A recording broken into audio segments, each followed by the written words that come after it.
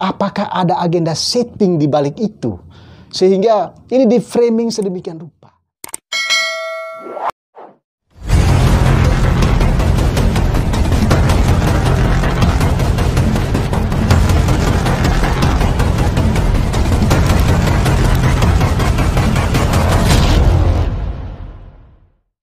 Kalau sahabat-sahabat sebangsa dan tanah air pernah mengetahui sedikit bagaimana kerja puslapor forensik, ya, misalnya mereka mengidentifikasi terkait dengan tanda tangan palsu atau dokumen palsu. Setelah mereka melakukan identifikasi, melakukan analisa dan mengeceknya menggunakan keilmuan mereka, mereka tidak bisa mengatakan bahwa dokumen yang kita temukan itu palsu.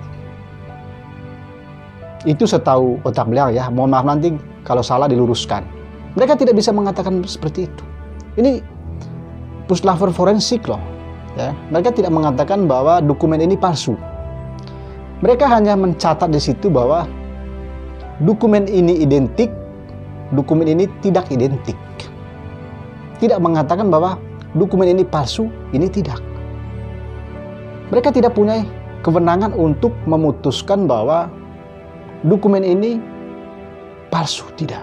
Mereka hanya menuliskan bahwa yang ini identik, yang ini tidak identik. Karena yang memutuskan itu adalah pengadilan. Melalui sidang pengadilan, bukan puslapor forensik.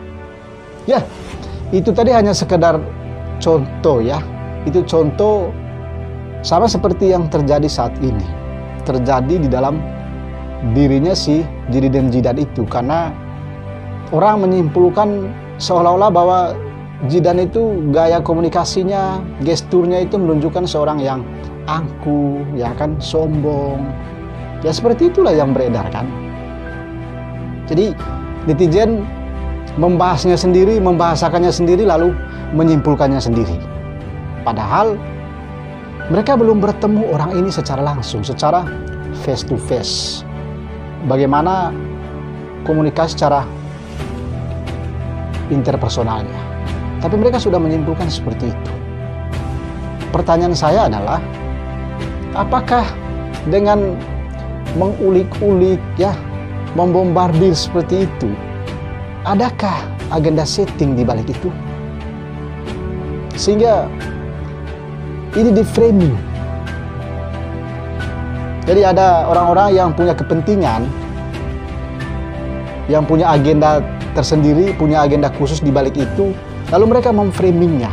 Jadi seolah-olah bahwa gestur yang ditunjukkan oleh Zidane Zidane itu menggambarkan gestur yang angkuh dan sombong. Padahal kalau dari aspek keilmuan kan, otak beliau tidak menemukan itu di sana. Hanya ada 7 hal kalau orang kita melihat bahwa orang ini sombong dan angkuh. Misalnya tidak mau berpapasan mata, melipat tangan, ya kan, kepala terlalu angkat. Ya hal-hal seperti itu yang bisa disimpulkan bahwa orang itu kelihatannya angkuh atau sombong. Tapi otak beliau tidak menemukan itu pada dirinya si Zidane Zidane itu.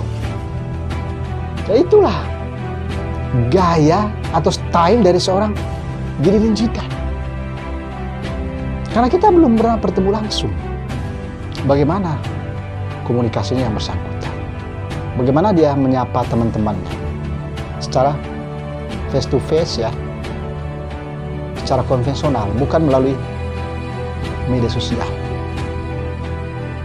Sehingga kita tidak bisa memberikan sebuah kesimpulan, bahkan memberikan punishment terhadap yang bersangkutan, bahwa yang bersangkutan itu sombong dan angkuh. Bagaimana mungkin kita memberikan kesimpulan seperti itu, memberikan justifikasi seperti itu? Apakah kita punya keilmuannya? Kita saja yang belajar tentang ilmu komunikasi, membahas tentang gestur.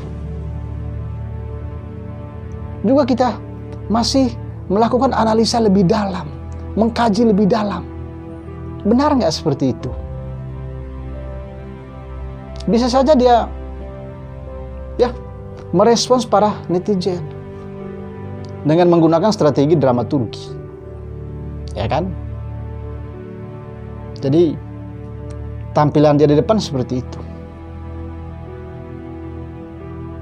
Tapi kita sudah memberikan suatu kesimpulan bahwa Zidane itu angkuh dan sombong.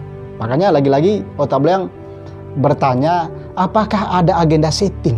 Artinya ada pihak-pihak tertentu yang punya agenda khusus, sehingga ini dilakukan propaganda secara masif dan sistematis untuk bisa menghentikan langkahnya si Zinedine Zidane itu, sehingga dia tidak lagi kembali ke dunia hiburan, tidak lagi kembali sebagai seorang penyanyi.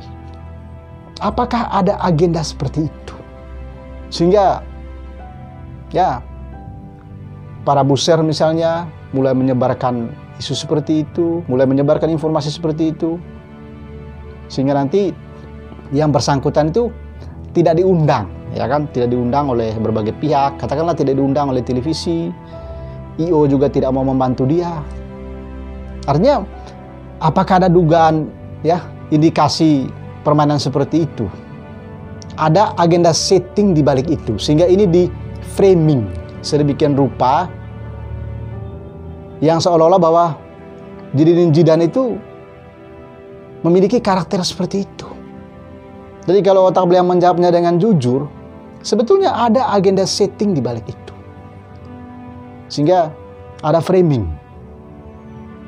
Karena hal-hal yang kurang masuk akal aja itu di framing sedemikian rupa yang seolah bahwa Zidane itu dia menyindir.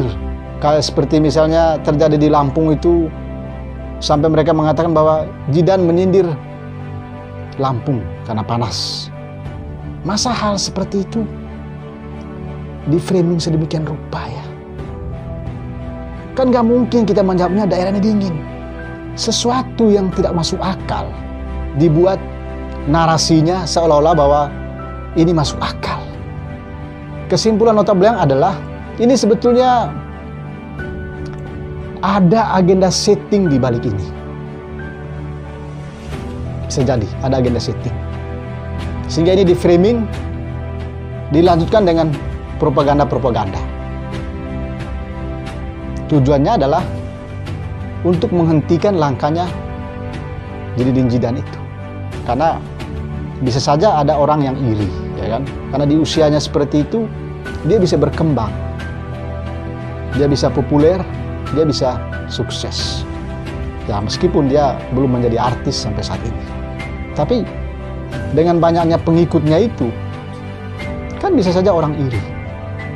Kalau iri ya, apapun yang dia lakukan tetap nilainya negatif. Itu hasil analisa dan analisis Aubameyang terhadap gestur Zinedine Zidane itu. Bila Anda merasa penting video ini, silakan Anda bantu untuk men-share-nya, meneruskannya sebanyak-banyaknya, dan berikanlah komentar Anda pada kolom komentar video ini. Dan bagi yang belum subscribe, mohon bantuannya subscribe ya, mendukung terus channel ini, dan nyalakan lonceng notifikasinya, tekan loncengnya, sehingga Anda bisa mengikuti setiap perkembangan informasi yang disampaikan oleh Aubameyang. Sampai jumpa di program Aubameyang kali berikutnya. Jangan lupa ya, salam kebangsaan ya, salam Pancasila, salam Bhinneka Tunggal Ika, dan salam Aubameyang ya.